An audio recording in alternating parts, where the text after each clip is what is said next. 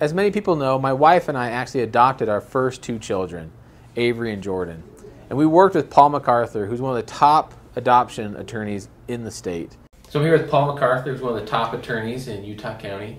And so here in Utah County, we have a lot of people who are business owners, they're entrepreneurs, you have people that are even thinking about starting a business on the side. And so what are some of the biggest do's and don'ts, or some of the tips that you give to people as they're kind of starting up in the process of having their own company?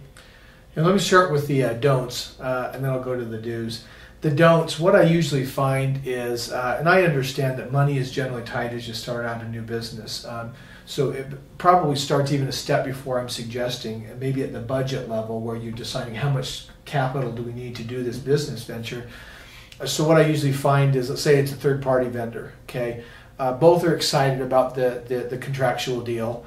And so nobody's asking the hard questions, the what ifs. What if things don't go according to plan? And so they get into it. They try to draft something themselves. Usually I see the one-pager.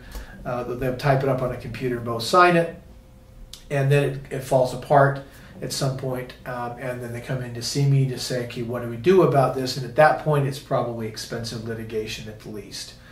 And so I look at contracts two ways. First of all, a contract is there not to protect against dishonest people. If you're dealing with a dishonest person, my advice is to turn and walk away.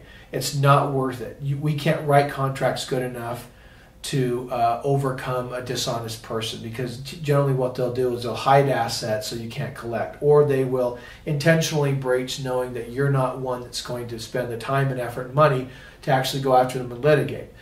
And so they're good at playing that game. So I'd say if they're dishonest, turn and walk.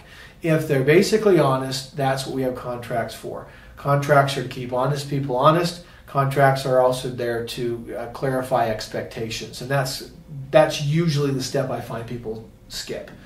For example, again, when you're with this third-party service provider and everyone's happy and everyone anticipates this phenomenal growth and we're going to make all this money, then no one's there to say, okay, but what if we don't? Or you said this over here, what if there's a liability? What if there's a third-party vendor over here you have a contract with?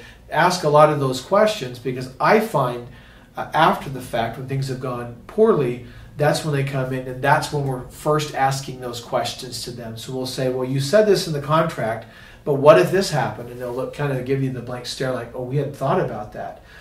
And that's not a good time to be asking and answering that question, because, again, now you're into expensive litigation. So I would say build the foundations right as you move forward. Hey, thanks for those great insights. That's great to see what the things not to do, and obviously the things to do to be successful. So thanks for sharing that. You bet.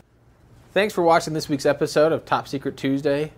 As always, feel free to subscribe for future episodes and be able to catch on what we're doing in the future. And as always, we'd love to hear your thoughts and comments and questions. So go ahead and leave those below. We'll get back to you just as soon as we can. We'd love to hear what you'd like to see on upcoming episodes of Top Secret Tuesday.